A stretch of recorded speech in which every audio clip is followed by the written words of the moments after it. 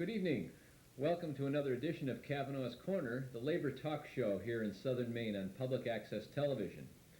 This evening's show is an international edition of our show. We are connected right now via telephone with independent filmmaker Pat Harrison, who's joining us from Vancouver, British Columbia.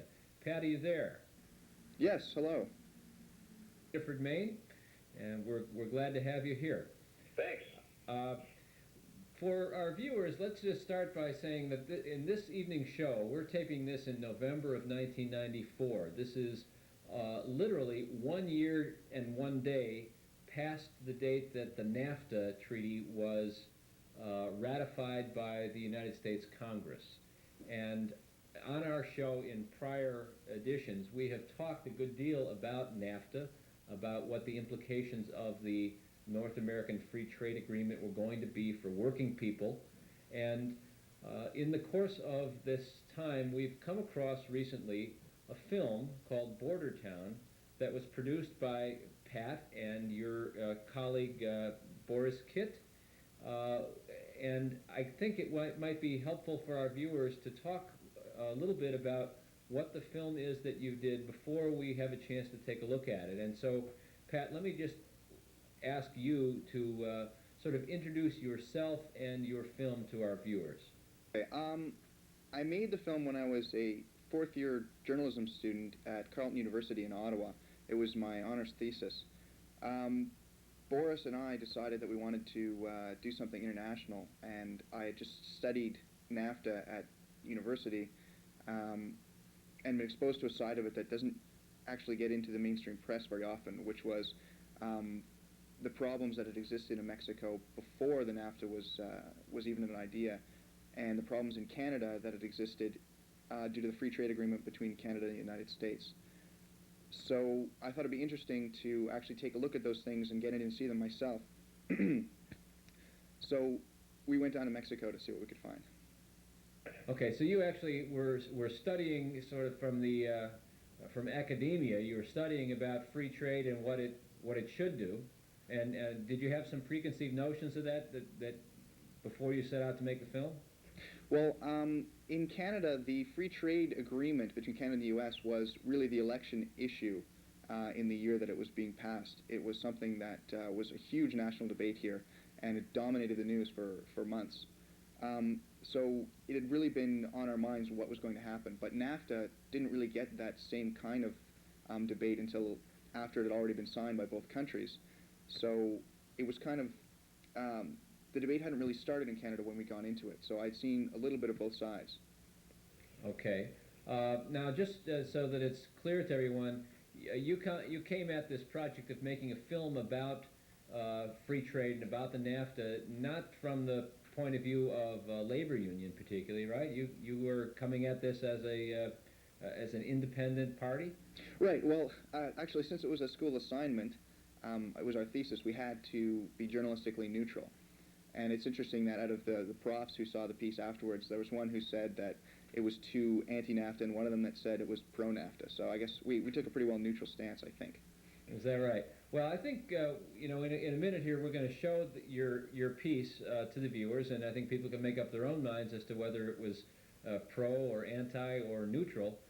But I think one of the things we found is that you did give ample opportunity to both proponents and opponents of free trade throughout the interviews that you did, and you guys interviewed quite a range of participants in all three countries. Well, it's interesting that the minute you raise labor and environmental issues, a lot of people think that you're already biased, that you're taking the left-wing side. But I think those are things that have to be talked about from whatever perspective. Right.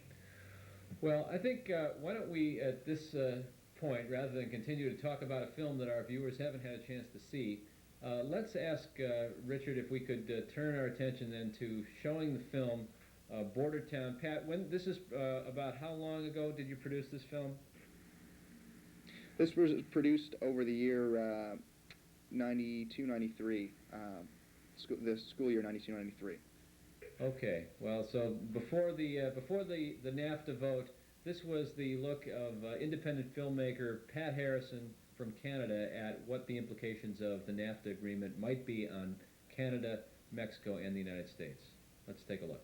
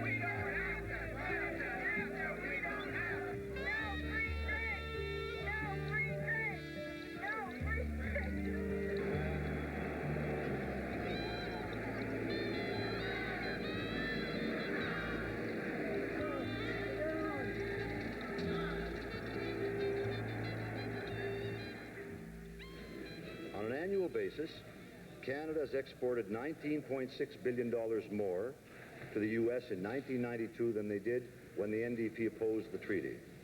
In March of 1993, our exports to the United States were 21% ahead of in March of 1992. Our trade surplus with the United States reached $17.7 billion in 1992.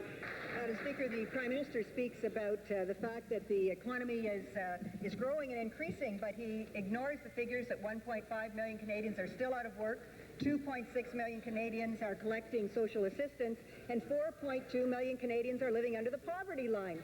The facts are clear, Madam Speaker. Mr. Speaker, and to think that I rushed all the way back from hunting in Russia for this.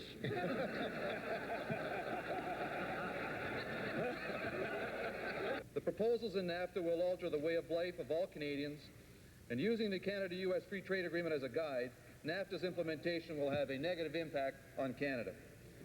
Mr. Speaker, in my riding of Stormont-Dundas, I have seen what the Conservative government's version of free trade means for Canada. High unemployment, plant closures, an exodus southward of Canadian businesses owned by foreign parent companies, and a Canadian economy near ruin. NAFTA is the North American Free Trade Agreement.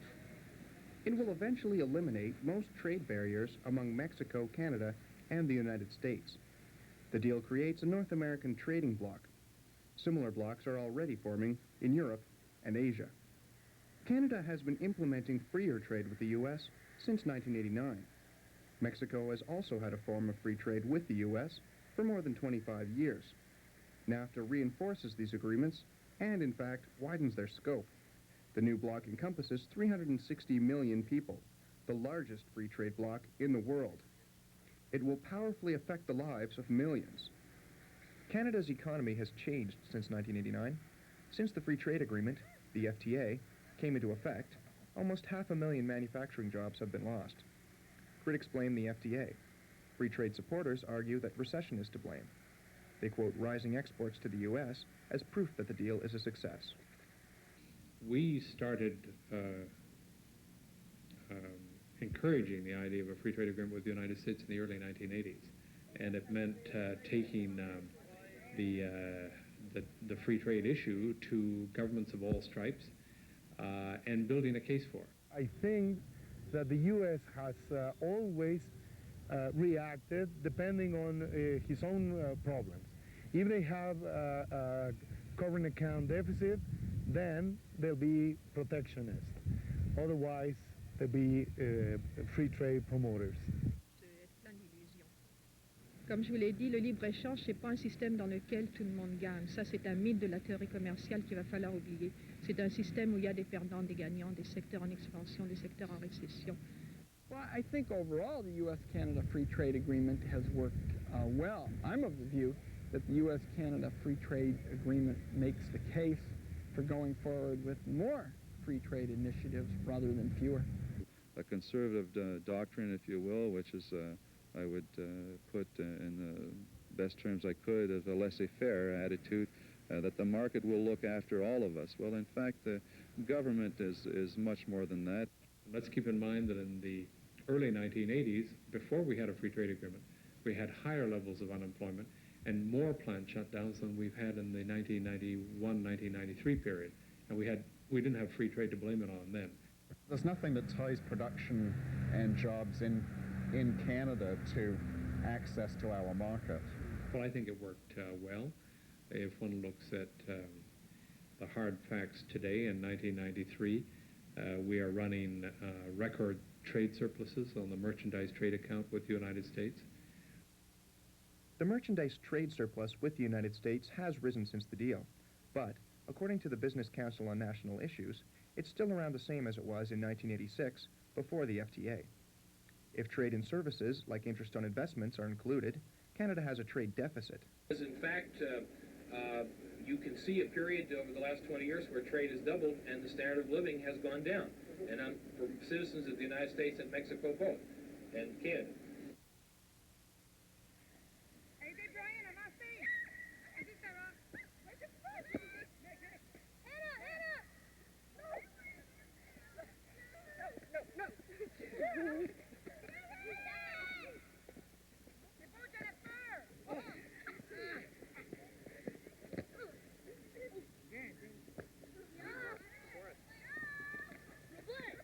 Cornwall is a town on the Canadian side of the United States border.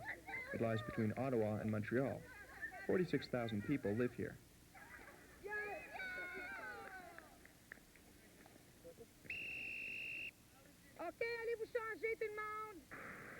The St. Lawrence Seaway came through here in the 1950s. It brought jobs. Factories set up shop on the waterfront. Back then, people expected to work in a factory when they got out of school. Things have changed. Cornwall has been hit hard by recent events, although there is some argument as to what hit it. Some blame recession, others the FTA. Either way, the result is 22% unemployment. 2,840 people have lost their jobs since 1989. 200 or 300 were actually layoffs, if you will. The others were permanent job losses through plant closure. And those plant closures, most of them have relocated to the United States to continue operation. Donc il y a eu un impact dévastateur quand même sur le secteur manufacturier.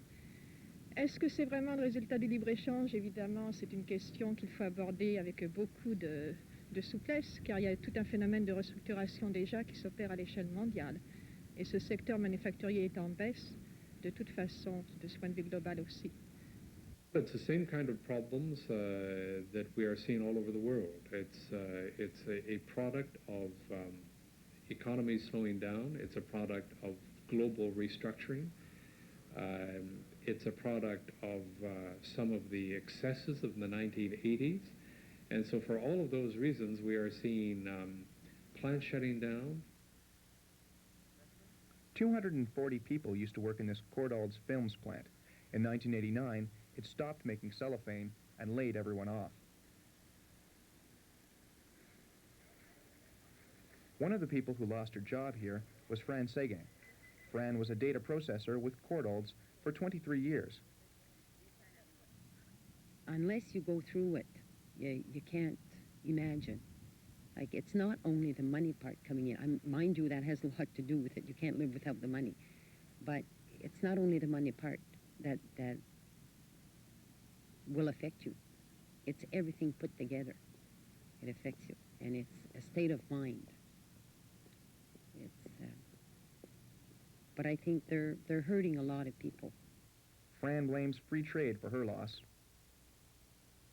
We could see some of our orders going to the States, being bought in the States.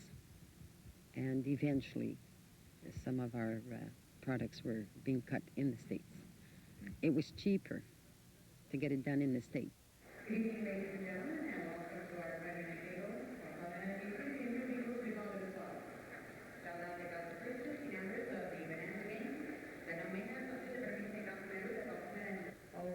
Now Fran works part-time nights selling bingo cards and part-time days as a school lunch monitor. Fran is underemployed. There's no security. Once you start looking for a job, what is there? There's part-time. Part-time don't have any benefits for you. Fran and her former co-workers work part-time, but part-time workers who really want to be full-time are underemployed. They aren't counted in unemployment statistics. The government only counts those who are looking for work. Some sociologists say this means real unemployment is double the official figure. Not 1.5 million, but 3 million. Workers in Cornwall are nearly dependent on just one company. That's Domtar. It owns many businesses in town, among them the big paper mill, that employs about 1,000 people. We are by far the biggest employer in Cornwall. I think we're 3 or 4 times larger than anybody else. And really, Domtar is Cornwall, and Cornwall is Domtar. Domtar has been in Cornwall since the turn of the century. In recent years, Domtar Inc. has been restructuring. Since the FTA, it's laid off about 3,500 people, 226 in Cornwall. It's trying to become competitive with American companies.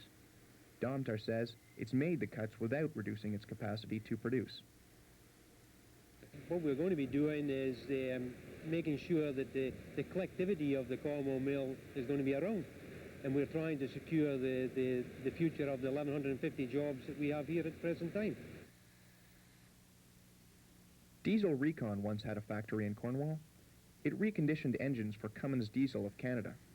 The building it used has been taken over by other business. Cummins closed the plant after its workers trained Mexican technicians. It just seems kind of ironic that, 5 or 6 key people from ORAS would come up here, learn our technology, and then go back there, apply it, find out that it works, and then have the place closed down. To me, I think it's black and white. We all know only too well that that plant has since been closed, and in fact, that production has been moved to Mexico. And so there in itself, if you will, Cornwall people have already experienced the possible effects of NAFTA.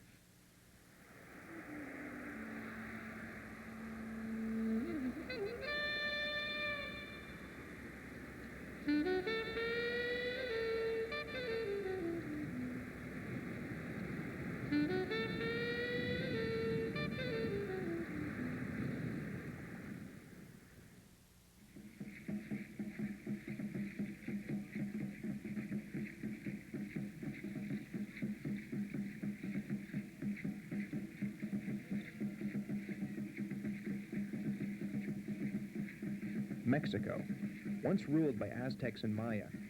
Today, it has over 82 million Amerindians, Spanish, and Mestizo, a mix of the other two bloodlines. Canada exports just over $500 million in goods to Mexico. Mexico sends $2.8 billion worth of goods back to Canada. Because of a debt crisis in 1981, the country had to cut the budget, increase taxes, lower wages, and privatize national industries. Today, there are 40 million Mexicans living under the poverty line, nearly half the population. But North American business wants people to see them as a huge potential market for Canadian and U.S. goods. Mexico loves American products, and right now I don't know of any country that you can really find that would be willing to say that they love American products. You bring a Ford down there, they'll gobble it up. They love American cars, they love American clothing. The result is that today they've taken their inflation rate, which was skyrocketing down to single digits. They have a better debt position than Canada has. They've got their overall debt situation as a percentage of their GDP under control. They are privatizing. They are creating new jobs and new industries and attracting literally billions of dollars of investment. That is the business viewpoint, but as in Canada, there are critics who point to the human cost of Mexico's economic upheaval. Real wages have dropped 50% in the 80s, according to some.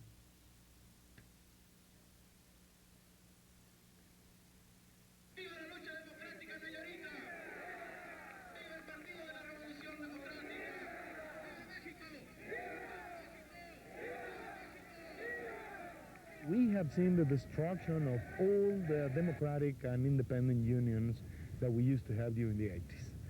We have seen the disappearance of health workers union, of university workers union, of telephone democratic tendencies. The main labor organizations are controlled by corrupt leaderships.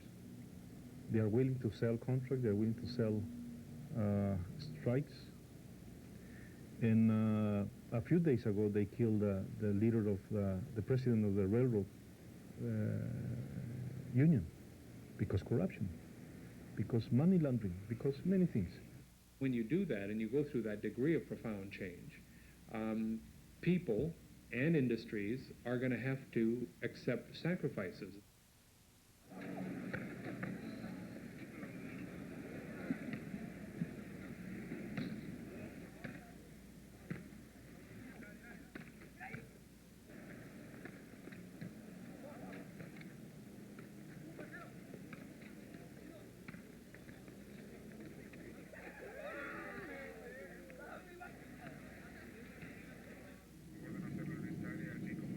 Tijuana is the largest city in the border state of Baja California, also the fastest growing. It has 2 million people, and the border to the United States is the busiest crossing point in the world.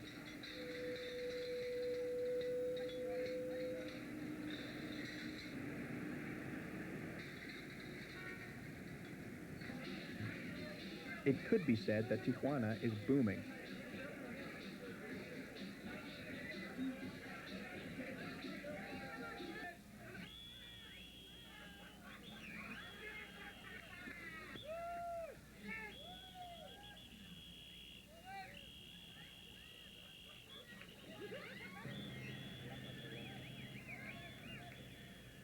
But shantytowns smear the landscape. The factories provide jobs, but most of the population still lives in squalor. 60,000 people are employed in maquiladoras, specially regulated assembly plants. There are 492 of them in Tijuana, and new ones open weekly here. In 1964, the United States ended the Brocaro program, which allowed 200,000 Mexican farm workers to work in the U.S. each year.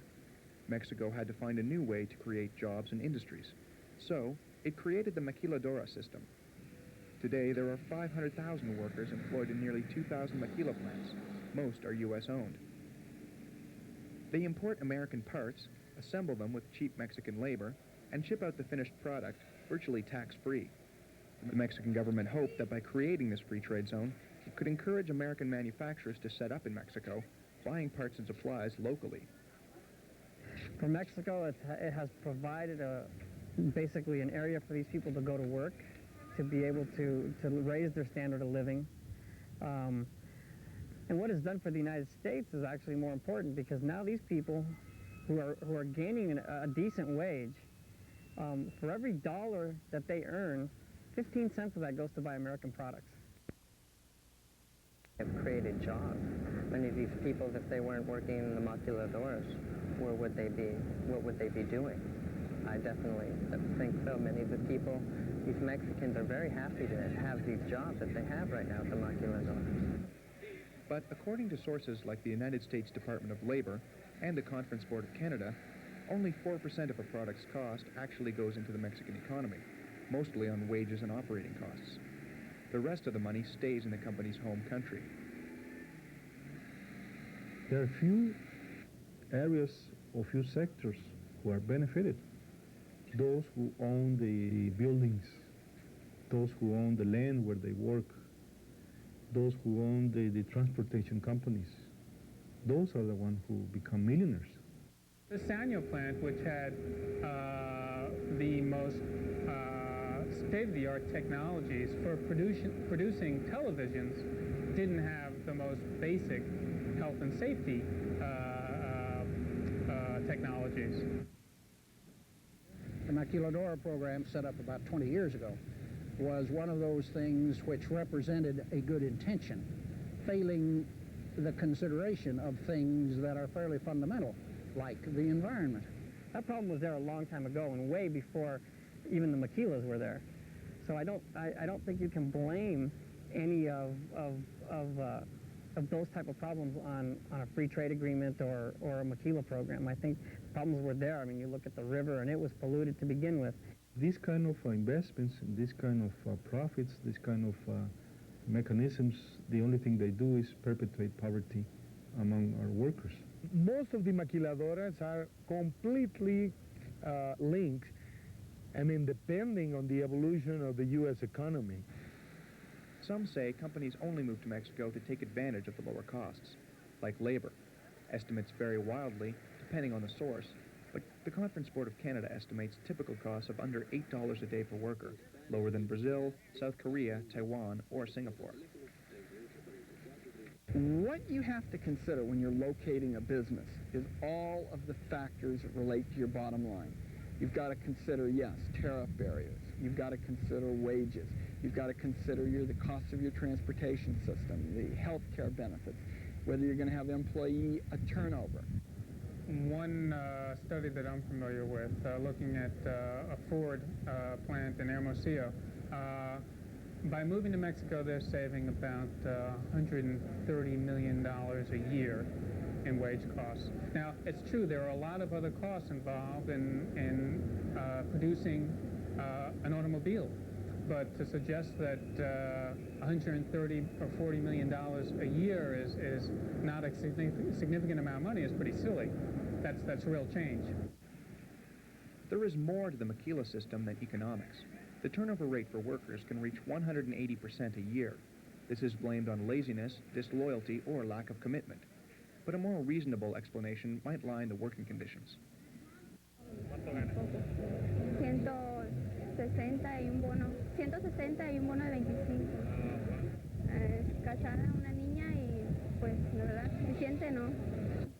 We found General Motors operating a plant in Matamoros where they were dumping methylene chloride, a carcinogen, at levels 215,000 times what would be permissible under U.S. standards.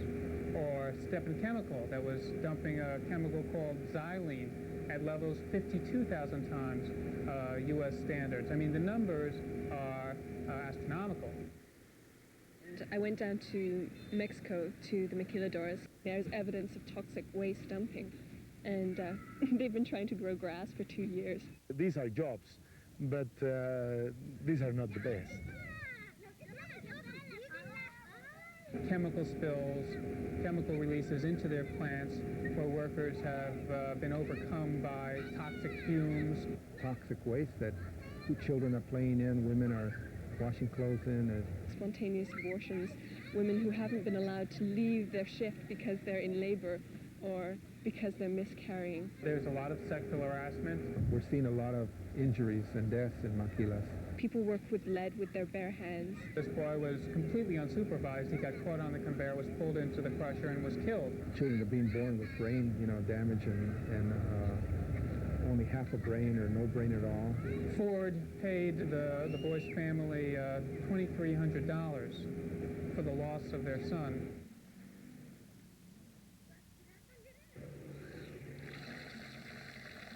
It cost 2.5 months' salary to get running water installed here this year.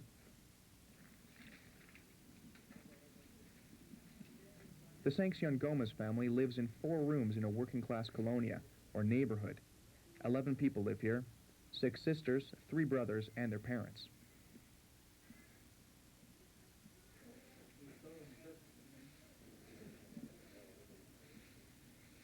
Jose Jesus Sanction Gomez is 20.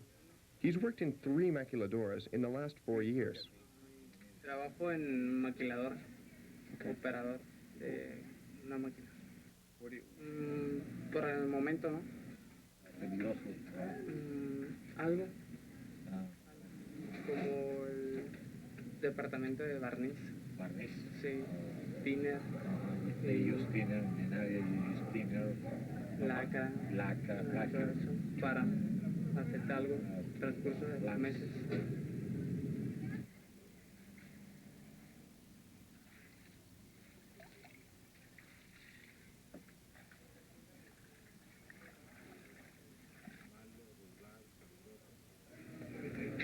Qué peligroso. ¿Peligroso? Así, porque cuando llueve la fábrica suelta mucha química. Los niños les traen ponches en la piel. No, es más chiquito.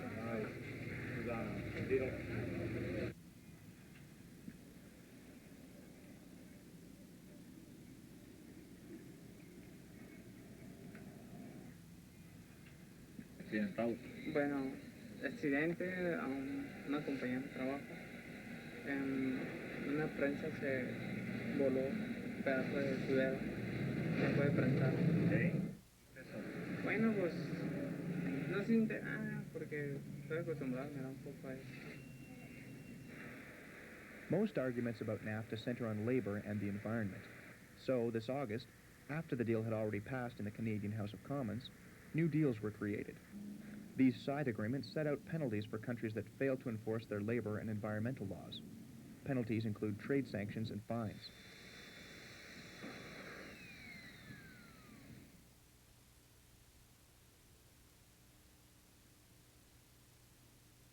Poverty is the environment's worst enemy. And with this increase in commerce, this is going to create tax revenues, and this is going to be where this growth is going to come from to protect the environment. I think it will make it much easier to enforce because it brings to bear one thing that is of particular importance, and that is it makes it possible to put a television camera, the limelight, on the issue. NAFTA has already brought these issues into the spotlight, and that in itself is very positive, but that doesn't mean we should pass NAFTA. NAFTA is a lousy agreement that should be defeated. On the other hand, we should negotiate a good trade agreement with Mexico. NAFTA sets up dispute resolution panels, which will decide if action is to be taken against any country. As other Latin American countries join the trading bloc, Canada will have less control over these panels. Each member country also defines which group has the right to press a complaint. But again, one has to determine that the government's failure to enforce the laws is unjustified and has occurred over a repeated period of time, and it's just not clear to me, for example, what a justifiable failure to enforce your labor laws would be. What it's all about in these side agreements is cooperation agreements. The standards are domestic standards, and they will still apply the domestic standards. It will not be any changes in the domestic law, not the U.S., not the Canadians, and not the Mexicans. It is a cooperation agreement in environment, and the other one in labor. And the question is it good enough? And is it better than nothing? As long as it forces the environmental standards of these countries backward, we think it's worse than nothing. NAFTA, from an environmental point of view, creates a situation that's far better than the alternative, which is no NAFTA. The pollution and the pain that's caused to people now by corporations, that kind of pain, that kind of exploitation cannot continue for any amount of time, be it 1 year, 2 years, however long it takes for people to say, for panels to discuss the issues.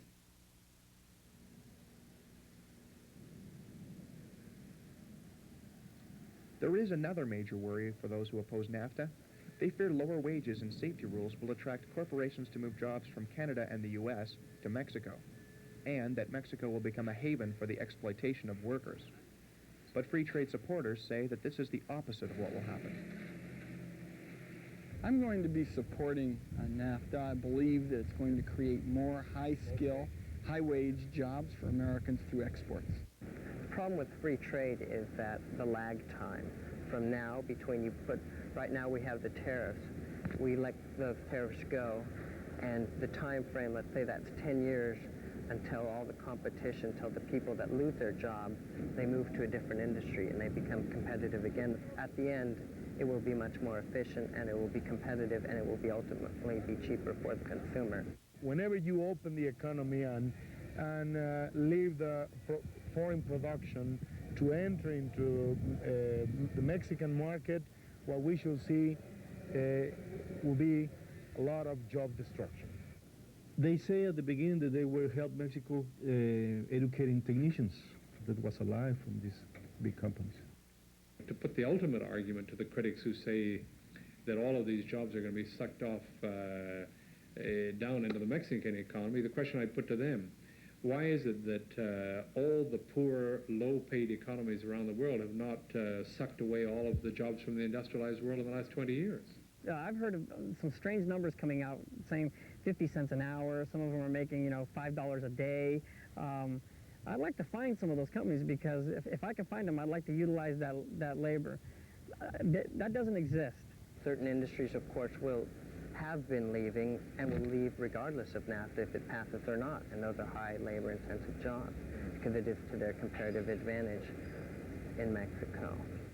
I don't think that we should be able to look and just let the corporations go down to another country, to another people, and exploit them in a way that we just wouldn't accept. There's no way Canadians would accept the kind of working conditions, the kind of living conditions that Mexican people are living in now.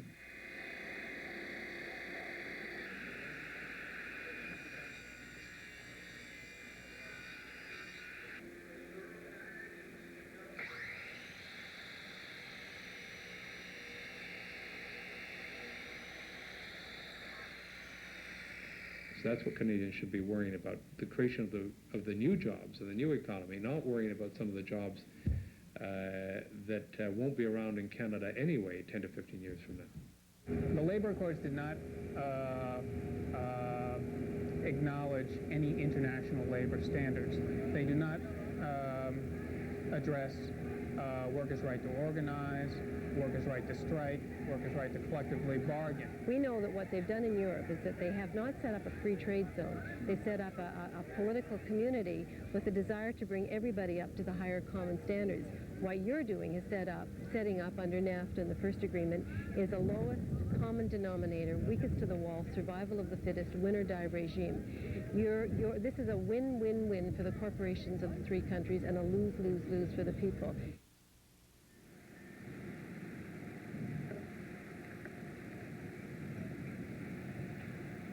Some say a prosperous future depends on trade agreements like NAFTA that help Canadians compete by binding countries together. Others fear that such economic agreements will become more powerful than the democratic governments that create them. Why is the NAFTA good for us? It's because we'll get a level playing field. We'll be able to export goods into Mexico on a basis which is much more akin to what Mexico does with Canada today. That's what the value of the NAFTA agreement is about. We want to continue to improve relations, obviously with the United States, our biggest exporting trading partner, but also with other Western Hemisphere countries, and also with the Pacific Rim and Europe. There are tremendous opportunities around the globe, and I think it would not be in the best interest of Canada and Canadian workers to limit ourselves to just one large trading partner like the United States. I think it's going to be very bad for both the Mexican and the American people, North American people. I think we're going to lose, the ones that are going to suffer the most in the United States are the small business people. I think it's not a project for the workers. It's not a project for the weak countries, for Canadians and Mexicans. It's a project of the U.S. to recover competitive and hegemonic powers in the world economy. It's terribly important for Canadian exports, for Canadian investment, that we be there and that we not sit up in the cold north twiddling our thumbs while Americans and Japanese and Germans and French and others go to Mexico. So they are offering that Mexico is going to be the winner but maybe in the very long term, which it is to say maybe in 20 years, 25 years, and at that time the country will probably have had many social explosions before receiving the benefits of NAFTA. Pour les États-Unis, ce sera un échec politique finalement. Ce sera la démonstration au reste du monde que même à l'intérieur d'un continent nord-américain, on n'arrive pas à développer une politique commerciale. We're now competing directly against workers in South Carolina, workers in Mexico, eventually workers in Guatemala. Without standards built right into the body of the agreement, what in heaven's name would keep our standards from going down? Why would we harmonize upward? That's not the goal of this thing. If that were the goal of this thing, those standards would have been built into the agreement. We wouldn't be having these fights about it. There is a massive transfer of power taking place under these free trade agreements. The NAFTA amounts to a huge power grab. It will transfer power out of the hands of democratically elected governments and into the hands of transnational corporations and banks. Well, I believe that businessmen, I believe would do a better job if everything was controlled by the government. It would just go to their special interests, and I believe in free trade, that under the businessmen, it will ultimately be more competitive and more efficient.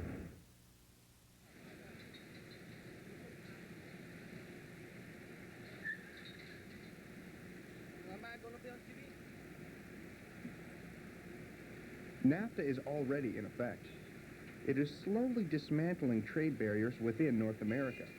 Eventually, most goods and jobs will move freely, although workers won't. And critical questions still remain.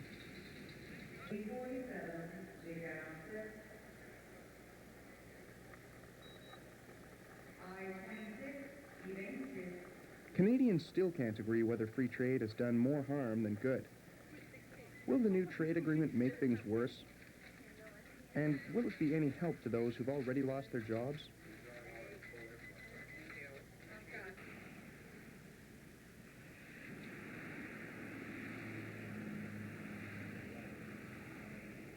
The 40 million Mexicans living in poverty have little hope right now for a better future. But who will benefit from NAFTA? And will it be any different from the Maquiladora program?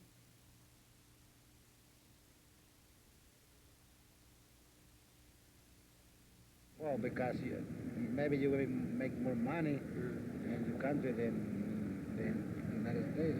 But if you make more money in the United States than your country, you go to the United States.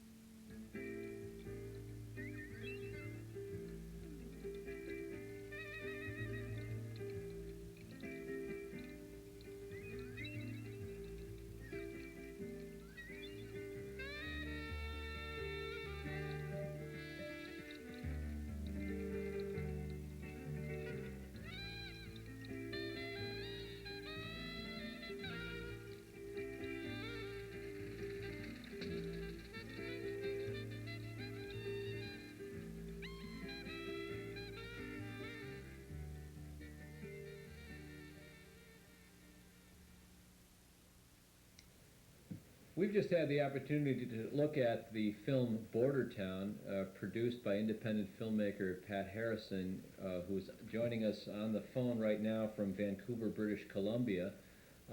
Pat, we have had an opportunity here to look at Boardertown. It's quite a piece of work that you described as being your thesis at the university that was produced about a year ago. Tell us a little bit about the making of it. What was it like for you to travel to the border, the Mexican-U.S. border, to try to get some of that film footage that we saw at the beginning of your video? Well, it's interesting. When we went to Mexico, what we'd heard from a lot of people is that foreign journalists in Mexico are often followed and spied on by the Mexican government. So we tried to go, since we were students, we just had a small high-8 camera. We went sort of as tourists and sort of in disguise. We didn't really let anyone know that in Mexico that we were coming as journalists. So we hooked up with an organization, human rights organization in Tijuana, and they took us to the border to see that footage that you saw at the very beginning and at the very end. They took us to the border to see the people trying to run across. And it was actually quite amazing. I mean, these people, it was sort of a game to them. They would, quite often they'd run across, and if they made it, they might go to Los Angeles for like a few months to visit their family, then come back to Mexico, I guess to visit again or to work for a little while, and then go try to run across again. And it's amazing. It was incredibly dangerous. I mean, they were telling us stories about getting beaten by the Border Patrol and by muggers and robbers who would wait along the border areas, and Americans who just want to go out and beat up some Mexicans. It was quite amazing. Yeah, it seemed like it was kind of a exciting and dangerous a bit of filming. But that was your experience in going and taking a look before NAFTA had been passed. Now, I wonder if you know, what is it that you're on the other side of the border. Mostly the NAFTA debate here in the United States has been focused at the impact on Mexico. You're looking at the whole thing on the impact from Canada, and I wonder what you have learned about the impact over the course of the last year since you made your film. Is that, as far as you know, is the border crossing stopped and everything is now developed along the lines we were told it was going to develop, or what's your understanding of how this has changed in the years subsequent to your making the film? Well, it's hard to really tell because I haven't been keeping that much up to date since I'm in school again now. But it's also hard to tell what's going on because there's a recession, and it's easy to blame anything that's happening on recession rather than on anything else. So I think it's going to be a while before we see the implications, but I think now they're talking already about including Chile perhaps in the NAFTA agreement, which I think brings it onto a whole new scale of dealing with another country that is far below our standard of living, far below our standards of health and labor standards. I think that's the most worrying thing that's happened lately. Mm-hmm. How about the social impact? What did you find in terms of what you referred to me off camera as the social explosions with the NAFTA agreement? Well, when we were down there, people were talking about, and I'd heard this before I went, conditions in Mexico right now are worse and they're going down. They're right now passing through the state that it was when the Mexican Revolution happened earlier this century. And they don't show any signs of getting better, despite what the proponents of NAFTA say. And I think it was kind of prophetic that one of the people we interviewed, a professor, said that there's going to be many social explosions before we see any benefits from NAFTA, if they ever exist. And I think the revolution by the Zapatistas in southern Mexico and a few assassinations that have taken place since, I think go to show what exactly the potential is with NAFTA and the really degradation of social conditions that is happening in Mexico. Mm-hmm. Pat, you approached this thing initially, and for our viewers who may have tuned in a little bit late in this broadcast, we were discussing before showing the video with Pat his introduction to this as a student, and that you had indicated that there were those who thought your film was too pro-NAFTA, others who thought it was too anti-NAFTA. Let me just ask you personally, when you set out to make this film, had you drawn a conclusion yourself as to whether NAFTA was going to be a good or bad thing? It's kind of a loaded question. I had an idea that there was more going on than was being told to us in the mainstream. And obviously the most information I'd gotten was from a left-wing anti-NAFTA perspective. So that was what I was starting out with, but I was prepared, and I had to, for the assignment, get a neutral perspective. As well, it was CBC funded, Canadian Broadcasting Corporation, and they insisted on neutrality as well. So that's what I was working with, and I tried to get out there and get as much of the facts as I could, and put that forward, put the facts forward rather than any kind of opinion.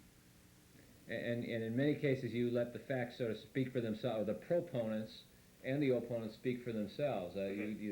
You spent more time interviewing Chamber of Commerce types than we normally do on the show, but I thought that was very useful to get their perspective as to why they thought NAFTA was going to be in everyone's best interest. Well, it's kind of fun to hear them say things like, I'd like to find some of that $6 a day labor because I'd like to exploit that. Yes, I noticed that fellow. He certainly struck me as an upstanding-looking character, but he needed some help from you, perhaps. Were you able to point him in the right direction where he might find some of that exploited labor? Well, I don't know if I would have wanted to do that, but... Well, at the time that you were making your film, I believe there was discussion about labor and environmental accords, side agreements that would accompany the NAFTA. I wonder if you might talk to us a little bit about what you learned about those. Well, as opposition to NAFTA was growing, the governments of the three nations decided that they should add some side agreements which would allow better enforcement of environmental laws and labor standards by prescribing some kind of penalties that would happen if countries violated their own, not an internationally agreed upon, but their own environmental and labor laws. Mexican labor and environmental laws are pretty good, but they're just not enforced at all. The thing is that the side agreements say that action can take place if they fail to enforce their laws in an unjustified and I think it's a consistent and unjustified manner. And it's not really clear, as some of the people in the video said, what is a justifiable excuse for not enforcing your environmental or labor standards laws. That's not defined anywhere. I think that's obviously a big problem. Right. Pat, we're sitting, as I said, here in a year after the adoption of the NAFTA agreement, and the United States Congress is about to vote in the next 2 weeks on the GATT treaty, which is well, for purpose of shorthand, is sort of a globalized version of a NAFTA free trade agreement among 140 nations. We have and you particularly have the experience of having first gone through the Canadian-U.S. free trade agreement, now the North American free trade agreement, and I wonder what perspective you might have towards the GATT, the globalized free trade agreement, just based on what you've uncovered in your own work. Well, I think the most important thing about trade agreements, if as the leaders of the country say that their main purpose is to improve standards of living for everyone, I think it would be most important to have structured trade agreements that allow for freeing of trade as standards increase. And I think that wouldn't hurt anyone. I don't think that would be bad for trade. I think that would encourage them to increase their standards and up their trade at the same time. The GATT agreement as it is, I know that Mexico, for one, has used the GATT agreement when the U.S. passed laws about preventing tuna that was caught in nets that killed dolphins. They passed a law preventing that from being sold in the U.S. Mexico used the GATT agreement to strike that law down. I think I think the direction the GATT is going is evident from things like that. Is it perhaps then safe to say that the one of the things that you find, and that I think your film really highlights, is that trade between nations isn't inherently bad. The conditions under which that trade occurs is what really makes the difference. Right. Well, obviously the society we have now, we have a lot of good things going on, and that's been built up by trade and exchange of goods and ideas between nations. But I think we're getting at a point now where, you can't keep producing more always without considering the consequences. And I think trade agreements are good as long as they're made in order to make things better rather than just make things more.